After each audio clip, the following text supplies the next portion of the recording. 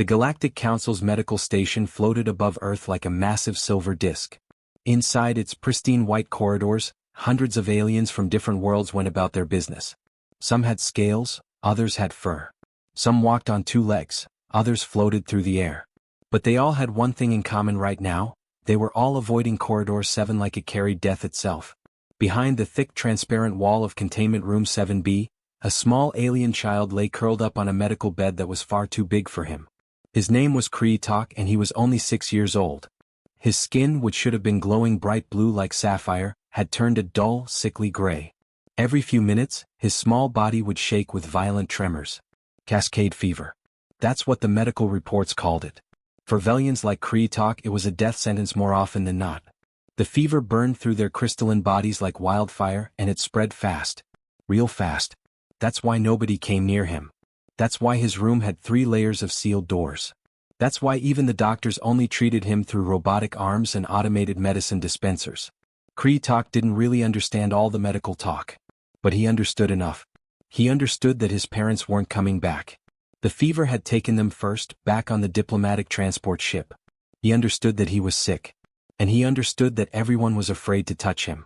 Through his fever-blurred vision he could see them passing by. Tall aliens, short aliens, aliens with too many eyes or not enough. They'd glance at him through the glass and he'd see it in their faces, pity mixed with fear. Then they'd hurry along like looking at him too long might somehow infect them through the wall. The nights were the worst. The station lights would dim to simulate a sleep cycle, and Kreetok would lie there in the semi-darkness, feeling the fever burning through him. Sometimes he'd call out for his mother in his native language. Nobody answered. The medical computers would beep and were adjusting his treatment, but they didn't have hands to hold. They didn't have voices that comforted. It was 2 a.m. station time when Tom Mitchell came rolling down that corridor with his cleaning cart.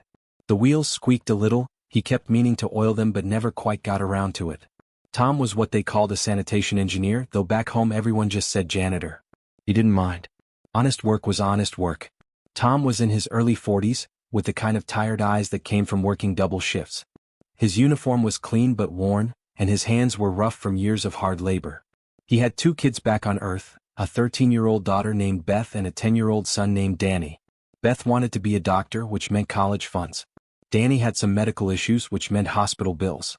Both meant Tom working nights on the station while his sister watched the kids. He'd heard the talk in the break room about the sick alien kid in 7. Heard the whispers about how contagious it was, how dangerous. Most of the cleaning staff had been reassigned to other sections. Tom had volunteered to cover this corridor. Someone had to do it, and the pay differential for biohazard zones helped with those bills. But Tom hadn't actually looked into the containment room before.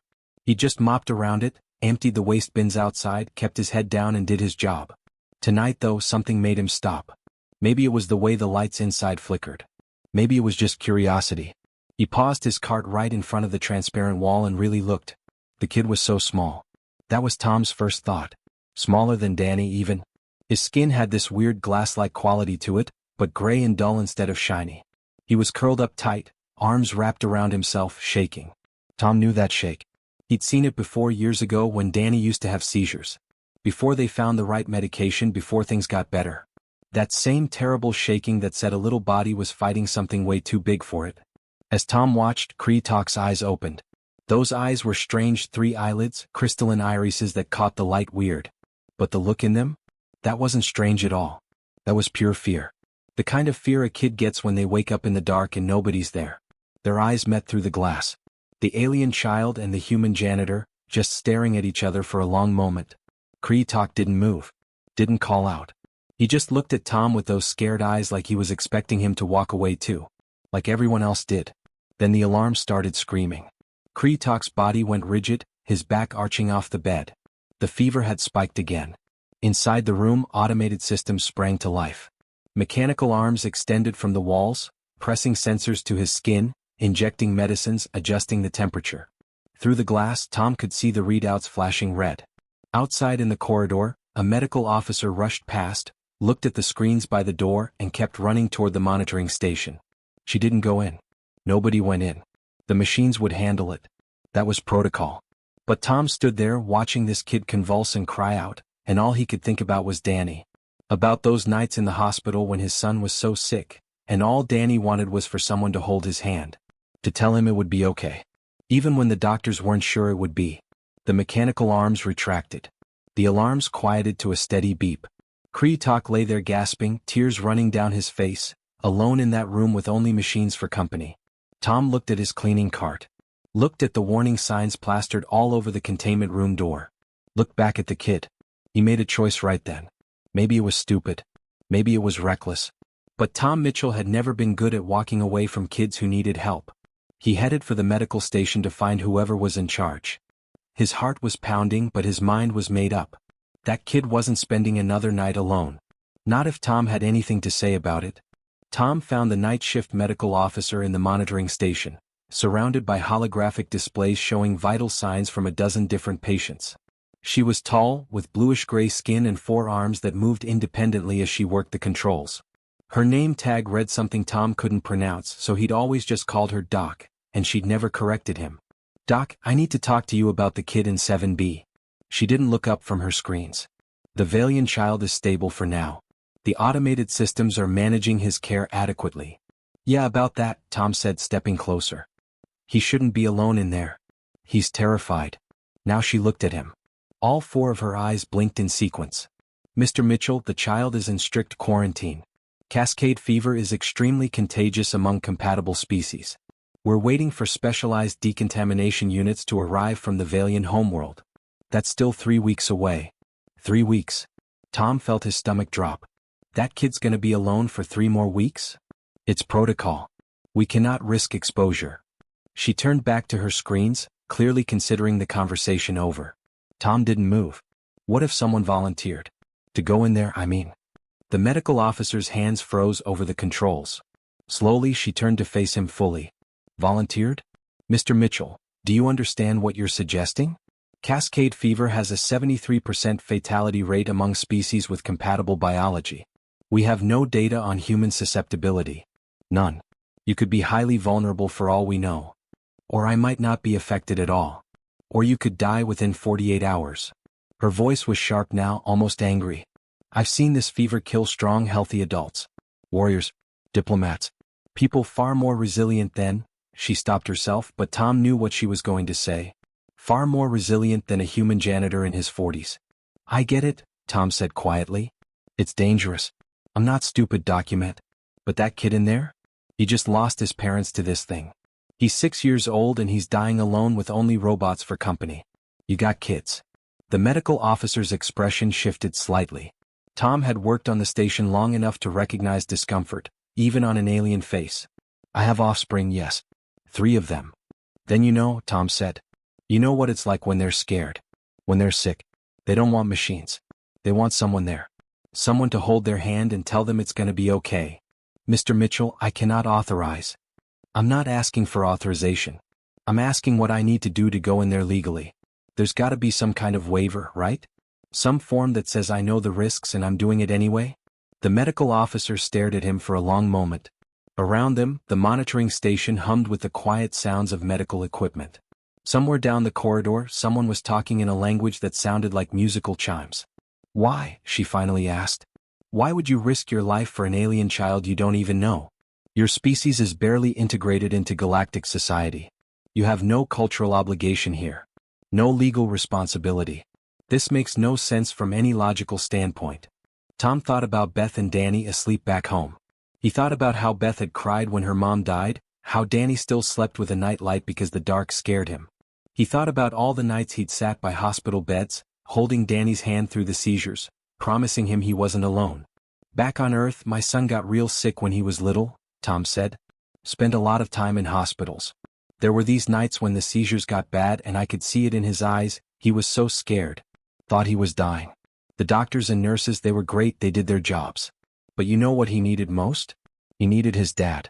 He needed someone to be there who loved him, who wasn't gonna leave him alone in the dark." Tom looked toward Corridor 7, though he couldn't see the containment room from here. "That kid in there, his dad's gone. His mom's gone. He's got nobody. And maybe I'm not his dad and maybe we're different species, but I look at him and I see the same thing I saw in my son's eyes.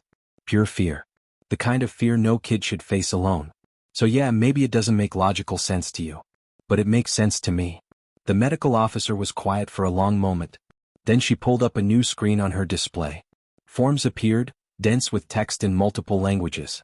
There is a waiver for voluntary exposure to quarantined conditions, she said slowly. It requires you to acknowledge that you understand the risks, that you're acting of your own free will, and that neither the Galactic Council nor this medical facility bears responsibility for any consequences. It also requires a psychological evaluation to ensure you're of sound mind. I'll sign whatever you need. Mr. Mitchell, if you contract cascade fever, we may not be able to save you. Human medicine is still relatively new to us. We don't have decades of research on your physiology. You could die and your children would lose their father. Have you considered that? Tom had considered it. Of course he had. The thought of Beth and Danny at his funeral made him feel sick. But the thought of that little alien kid dying alone made him feel worse. My kids, Tom said carefully, I'm raising them to be good people. People who help when they can. People who don't walk away just because something's hard or scary. How can I teach them that if I walk away now? The medical officer's expression was unreadable. But she pulled up the forms and transferred them to a data pad, which she handed to Tom. Read every word, she instructed. You need to understand exactly what you're agreeing to. The mortality rate. The symptoms. The possibility of permanent damage even if you survive. All of it. Tom took the data pad and started reading. The text was clinical, detached. It described how cascade fever worked, how it attacked cellular structures, how it caused progressive organ failure, how death typically came from total system collapse. It listed symptoms: fever, crystallization of soft tissues, seizures, hemorrhaging. It was horrifying. He kept reading. When he finished, he looked up at the medical officer. You got a pen? You're certain about this? Tom thought about Kree-Talk alone in that room. Scared. Sick. Waiting to die. I'm certain. She handed him a stylus. Tom pressed his thumb to the scanner, confirming his identity. Then he signed his name at the bottom of the form. His hand was steady. The medical officer took the datapad back and stared at the signature for a moment. Then she stood up, all four arms moving with sudden purpose. I'll need to run a full medical scan on you first. Establish baseline readings so we can monitor for any changes. Then we'll prep the decontamination protocols for after your exposure. And Mr. Mitchell? She looked at him directly. I've been practicing medicine for 12 years. I've worked with 17 different species. I have never seen anyone volunteer for something like this. Never. What you're doing? I don't have words for it in your language. Tom just nodded. When can I go in? Give me 30 minutes to prepare. And Mr. Mitchell? That child is very lucky you walked by his room tonight. Tom didn't feel lucky. He felt scared and uncertain and worried about his kids. But he also felt like he was doing the right thing. And sometimes that had to be enough. He headed back to Corridor 7 to wait, his heart pounding but his resolve firm. That little boy wasn't going to be alone anymore. The airlock hissed as it cycled through its decontamination sequence. Tom stood in the small chamber between the corridor and the containment room, feeling the temperature rising with each passing second. They'd explained it to him. Velians needed heat, lots of it. The room was kept at nearly 110 degrees Fahrenheit. His jumpsuit was already sticking to his back. The inner door slid open with a soft whoosh. Heat blasted Tom's face like opening an oven. He stepped inside and heard the door seal behind him with a finality that made his stomach clench. He was committed now. No turning back for at least 72 hours. That's how long the medical officer said they needed to monitor for infection. The room was bigger than it looked from outside. Medical equipment lined the walls, their displays casting a soft blue glow. In the center, on that too-large bed, Kree-Talk lay curled up on his side. The kid's eyes were closed, but Tom could tell he wasn't sleeping. His breathing was too quick, too shallow. Tom approached slowly, making sure his footsteps were loud enough to hear. He didn't want to startle the boy. When he got close to the bed, Kree-Talk's eyes snapped open, all three lids pulling back to reveal those crystalline irises. The kid flinched, pressing himself against the far edge of the bed. Hey there, buddy, Tom said softly, keeping his hands where Kree-Talk could see them. My name's Tom. I'm gonna stay with you for a while if that's okay. Kree-Talk stared at him with those alien eyes, not moving, barely breathing. Tom could see the confusion on his face. Nobody had come into this room since he'd gotten sick. Nobody had gotten this close. The kid was trying to figure out if this was real or some fever dream. Tom pulled over a chair and sat down, still keeping some distance. I know you probably don't understand much of what I'm saying. That's okay. We'll figure it out. The silence stretched between them. Outside, through the transparent wall, Tom could see a small crowd gathering. Word was spreading fast. The human went inside. Medical staff, security officers, even some of the cleaning crew had stopped to watch. Kreetok made a sound, something between a whimper and a word. His small hand moved slightly on the bed, fingers trembling. Tom remembered what the medical officer had told him during the prep. Velians communicated partly through touch. Their crystalline skin could transmit emotions somehow, vibrations or frequencies that other Velians could sense.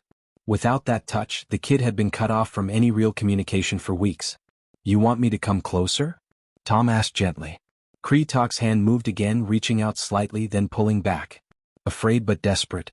Tom had seen that same gesture from Danny during his hospital stays. That war between wanting comfort and being scared to ask for it. Tom stood up and moved to sit on the edge of the bed. Slowly, telegraphing every movement, he extended his hand palm up. An offer, not a demand. Kreetok stared at Tom's hand for what felt like forever. Then, so carefully it was almost painful to watch, he reached out with his three-fingered hand and touched Tom's palm. His skin felt like warm glass, smooth and hard but somehow fragile. Tom could feel a faint vibration like a hum running through the kid's body. The moment their skin made contact, Kreetok's whole body seemed to relax. The tension drained out of him and he made a sound that Tom recognized even across species: relief. Pure, overwhelming relief. The kid gripped Tom's hand like it was the only solid thing in a tilting world. "There you go," Tom said quietly. "I got you. You're not alone anymore." The hours that followed blurred together. Tom talked to fill the silence, his voice low and steady. He talked about Beth and Danny, about how Beth loved science and wanted to understand how everything worked.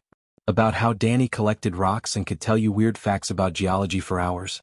He talked about his late wife, Rachel, and how she used to make up silly songs while cooking dinner, singing off-key on purpose just to make the kids laugh. He didn't know if Kreetok understood the words.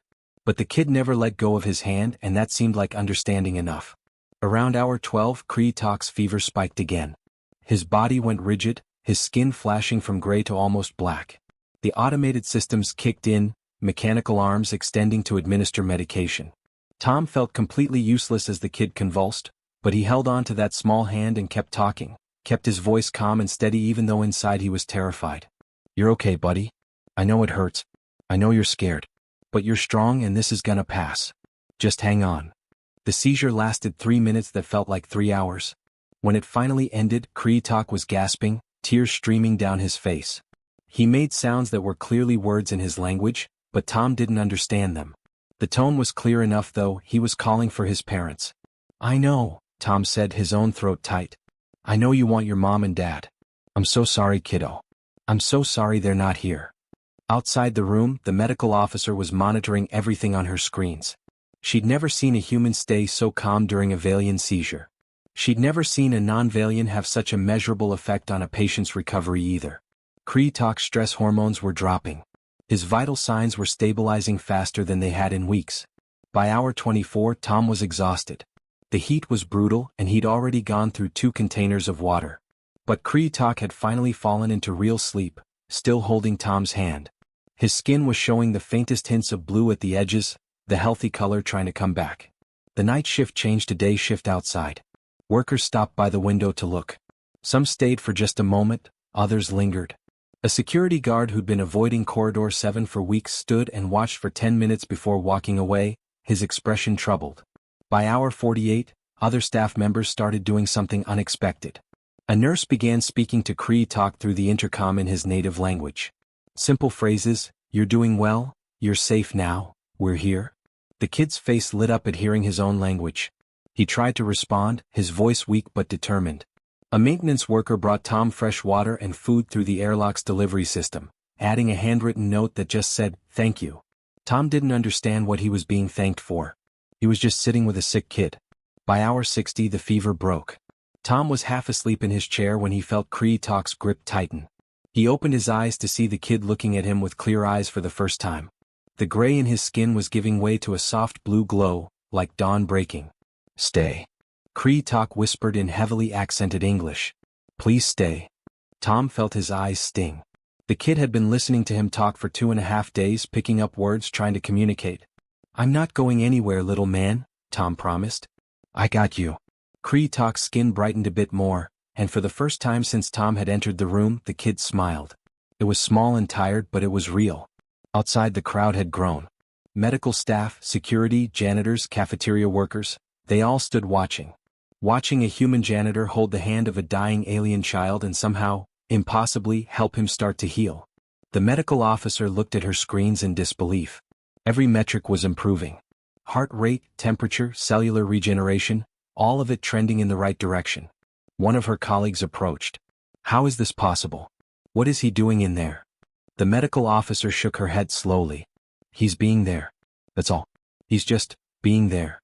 And somehow that was everything. Tom had been in the containment room for 5 days when everything went sideways. Kree-Talk was improving steadily, his skin now showed more blue than gray, and he could sit up without getting dizzy. He'd even started teaching Tom words in his language, pointing at things and saying their names with patient determination. Tom was terrible at the pronunciation, which made Kree-Talk make a sound that Tom had learned was laughter. They were in the middle of a simple game. Tom would hold up fingers and Kree-Talk would count them in his language, when the medical officer's face appeared on the room's communication screen. Her expression was tense. "Mr. Mitchell, we have a situation developing. Ambassador Veldar from the Sovereign Council is on his way to the station. He's demanding the immediate transfer of the Valian child to a proper facility and your removal from quarantine." Tom felt his stomach drop. What? The kid's getting better. The ambassador doesn't see it that way. He believes you've violated established protocols and set a dangerous precedent. He's citing Regulation 17-4, unauthorized interference with quarantine procedures.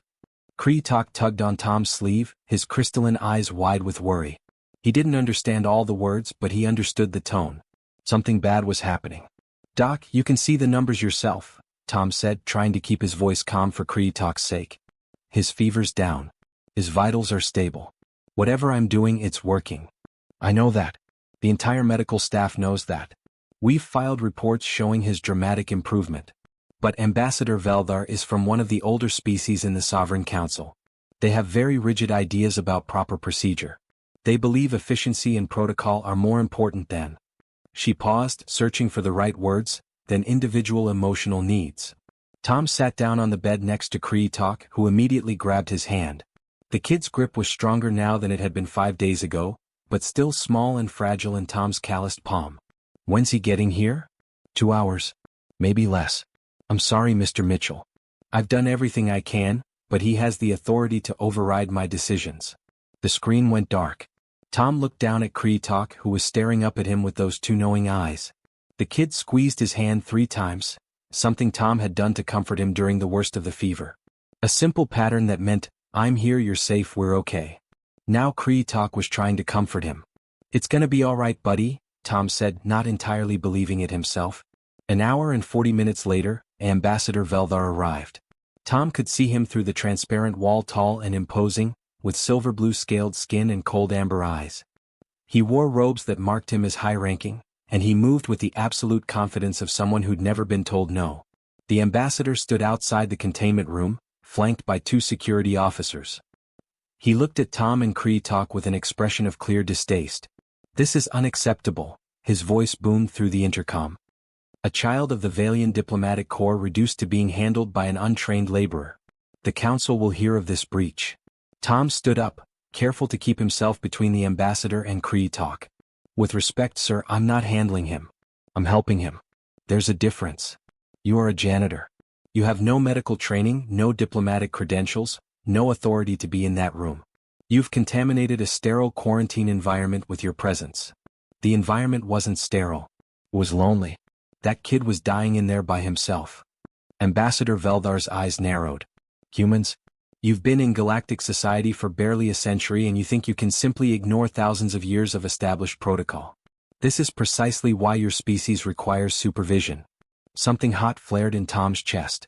He'd dealt with condescension before, people looking down on janitors, on single parents, on humans in general out here among the stars. But this was different. This wasn't about him. This was about Kree-Talk. "My species," Tom said quietly. "Let me tell you about my species, Ambassador. We're the ones who'll run into burning buildings to save strangers. We're the ones who'll dive into freezing water to pull out someone we've never met. We're the ones who'll hold a scared kid's hand even if it might kill us. Maybe that doesn't fit your protocols, but it's who we are. Emotional theatrics do not change regulations, the ambassador said coldly. Security will enter the room and remove you. The child will be sedated and prepared for transport to a Valian facility where he can receive proper care. Behind Tom, Kree-Talk made a sound high-pitched and distressed. Tom turned to see the kid's skin flashing between blue and gray rapidly, his stress response kicking in. All the progress of the past 5 days threatening to unravel. You're scaring him, Tom said. That is irrelevant. Security, prepare to enter. But something unexpected happened. The two security officers looked at each other, then at the ambassador, then at Kree-Talk clinging to Tom's leg. Neither of them moved toward the airlock controls. I gave you an order, Ambassador Veldar snapped. One of the security officers, a broad-shouldered alien with dark red skin, spoke carefully. Sir, with respect, entering that room could disrupt the child's recovery. Medical protocol states. I don't care what medical protocol states. I am invoking diplomatic authority. Open that door. More people were gathering in the corridor now. Tom could see the medical officer, several nurses, even some of the cleaning crew. They were all watching, all waiting to see what would happen. Then something even more unexpected occurred. The nurse who'd been speaking to Kree-Talk in his native language stepped forward. She was small, barely 5 feet tall, with pale green skin and large dark eyes. She positioned herself directly in front of the airlock door.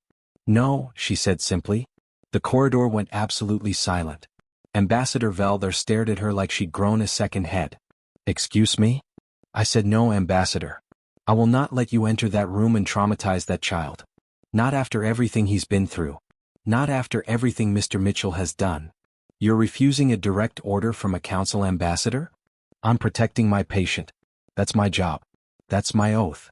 The red-skinned security officer straightened up. She's right, sir. Medical staff have authority over patient care. It's in the station charter. Ambassador Veldar's face darkened with rage. But before he could respond, more staff members stepped forward. A maintenance worker. A cafeteria server. Another security guard. A technician from engineering. One by one, they formed a line in front of the containment room door. They weren't warriors. They weren't politicians. They were just regular people doing regular jobs. But they stood there and they didn't move. Tom watched from inside the room, his arm around Kree-Talk's shoulders, and felt something catch in his throat. These people, these aliens from a dozen different worlds, they were standing up for a human janitor and a sick kid. They were risking their jobs, maybe worse, because they'd seen what happened in this room over the past 5 days. They'd seen that sometimes protocols aren't as important as compassion. Ambassador Veldar looked at the line of staff members, his expression caught between fury and disbelief. In his long career, nothing like this had ever happened. Subordinates didn't refuse. Laborers didn't rebel. The system worked because everyone followed the rules. But these people weren't following the rules anymore. This isn't over, the ambassador said, his voice tight with controlled rage. I will report this to the full council. There will be consequences for all of you. He turned and strode away, his robes billowing behind him. The security officers who'd come with him hesitated, then followed, looking relieved to be leaving. The staff members stayed where they were for a moment longer, then slowly dispersed back to their duties. The small nurse caught Tom's eye through the glass and gave him a tiny nod before walking away. Tom looked down at Kree-Talk, who'd stopped flashing gray and was watching everything with wide eyes. See that, buddy? Tom said softly. That's what good people look like. Doesn't matter what planet they're from. 3 weeks had passed since the incident with Ambassador Veldar. Tom had finally been cleared to leave quarantine after showing no signs of infection. Turned out human biology was completely incompatible with Cascade fever. He could have left earlier, but he'd stayed the full medical observation period because Kree-Talk needed him. Now the kid was healthy. His skin glowed bright blue, vibrant and clear. He'd gained weight, started speaking more English, and had even begun playing with some basic toys the nursing staff had brought him. But the question nobody wanted to ask out loud was getting louder every day: what happens next? Kree-Talk had no living relatives who'd stepped forward to claim him. The Valian homeworld was in the middle of some kind of political restructuring, and the bureaucracy was moving at a glacial pace. Technically, he was a ward of the Galactic Council, which meant he'd be placed in a state-run facility for displaced children. Tom had looked up what those facilities were like. Clean, efficient, safe, and completely impersonal. The custody hearing was held in one of the station's administrative chambers. Tom sat on a bench that was designed for beings much larger than humans, his feet barely touching the floor. He'd borrowed a formal jacket from one of the other station workers, and it didn't quite fit right. He felt completely out of place. Kreetok sat next to him, wearing a small blue tunic that matched his skin. The kid's hand was locked onto Tom's sleeve and hadn't let go since they'd entered the room. He'd been quiet all morning, his usual chatter completely gone. The arbitrator was a being unlike anything Tom had seen before, mostly energy contained in a vaguely humanoid shape, with what might have been a face shifting and reforming constantly. The medical officer had explained that this species experienced reality differently than most, making them ideal for legal decisions because they weren't influenced by physical biases. This hearing will determine the placement of Kreetok of Valia, currently aged 6 standard years. The arbitrator's voice seemed to come from everywhere and nowhere. Mr. Tom Mitchell of Earth has filed a petition for custody. The Council's Child Services Division has recommended placement in Facility 779 on Station Kepler B. A holographic display appeared, showing the facility. It looked sterile and organized with rows of beds and scheduled activities. Efficient. Soulless. A council representative stood up, a thin insectoid being with a clicking voice. The facility on Kepler B is specifically designed for displaced alien youth. It has educational programs, medical care, and trained staff. Mr. Mitchell, while his actions were admirable, is a single parent already caring for 2 human children. He works long hours in manual labor. He has no training in Valian child rearing, no understanding of their cultural needs, and insufficient resources to provide adequate care. Tom felt his jaw tighten. Everything the representative said was technically true. He wasn't rich. He wasn't trained. He was just a janitor who worked nights and tried his best. The arbitrator's form shifted, focusing on Tom. Mr. Mitchell, you've heard the council's position. Do you wish to respond? Tom stood up, his legs shaky. Public speaking had never been his thing. He looked down at Kreetok, who was staring up at him with those crystalline eyes full of trust and fear. I'm not gonna stand here and pretend I'm perfect, Tom started, his voice rough. The council rep is right about most of that stuff. I'm not rich. I work as a janitor because that's the job I could get. I got 2 kids already and yeah, money's tight. I don't know everything about Valian culture and I'm learning as I go. The council representative made a satisfied clicking sound, clearly thinking this was going their way. But here's what I do know, Tom continued, his voice getting stronger. I know that kid. I know he has nightmares about the fever and he needs the lights dimmed but not off completely. I know he likes his food a little cooler than most Valians because the heat reminds him of being sick. I know he's teaching himself to read English by sounding out words on the food packages. I know he laughs when you make silly faces and he gets shy around new people, and he counts on his fingers when he's thinking hard about something. Tom looked directly at the arbitrator's shifting form. That facility might have everything a kid needs to survive. But I can give him something they can't, a family. My kids, Beth and Danny, they've already set up a space for him in our apartment. Beth's been reading everything she can find about Valian culture. Danny made him a welcome sign with all these drawings. They video call me every day asking when their new brother is coming home. Mr. Mitchell, the arbitrator said, the council is concerned about your ability to provide adequate material resources. The facility would offer educational opportunities that... I've talked to the xenopediatric specialists, Tom interrupted, then caught himself. Sorry? I've been learning. There's a Valian community about 2 hours from where we live. They've already reached out, offered to help with cultural education, language practice. I've enrolled in a parenting course for multi-species families. I've talked to my employer about adjusting my schedule. I've even started saving for a bigger place, though that's gonna take time. The council representative spoke up. All of this is well-intentioned, but intentions are not sufficient. The child requires stability, structure, professional care. The child requires love. Tom's voice cracked slightly. He took a breath, steadying himself. Look, I've read your reports about these facilities. I've seen the statistics. Kids come out functional, educated, prepared for society. But you know what else I saw? The psychological evaluations. Those kids come out feeling like they don't belong anywhere. Like they're obligations instead of people. He turned to look at Kreetok fully. This kid's been through hell. He watched his parents die. He nearly died himself, alone and scared. And when everyone else was too afraid to touch him, when protocol said to keep him isolated, I held his hand. We got through it together. You really think shipping him off to some facility is what's best for him? What's best for the child is objective care, not emotional, the council representative began. My Tom, Kree-Talk's small voice cut through the argument. Everyone turned to look at him. The kid had stood up on the bench, his hand still gripping Tom's sleeve. His English was heavily accented but clear. "My Tom now. My baby now." The chamber went completely silent. Kree-Talk had reversed the phrase Tom had used weeks ago during the worst of the fever, when he'd scooped the kid close and whispered, "My baby now, you're safe, my baby now." The kid had held on to those words, twisted them around with child logic to claim Tom right back. The arbitrator's form stilled, which Tom had learned meant deep consideration. "The child has expressed a preference," the arbitrator said slowly. "Children often prefer familiar figures even when those figures aren't in their best interest," the council representative argued, but there was less certainty in their clicking voice now. The medical officer, who'd been sitting quietly in the back, stood up. "If I may address the chamber. I've observed Mr. Mitchell and Kree-Talk for 3 weeks now. I've monitored every interaction. I've run psychological evaluations on both of them. The bond they've formed is significant and genuine. Separating them at this point could cause severe psychological trauma to the child, potentially undoing all the progress he's made." "And Mr. Mitchell's resources?" the council representative pressed. "Are adequate," the medical officer said firmly. "I've reviewed his financial situation, his living arrangements, his support system. Is it ideal? No. But it's sufficient and more importantly, it's loving. That child has been through enough clinical efficiency. What he needs now is a home." The arbitrator was quiet for a long moment.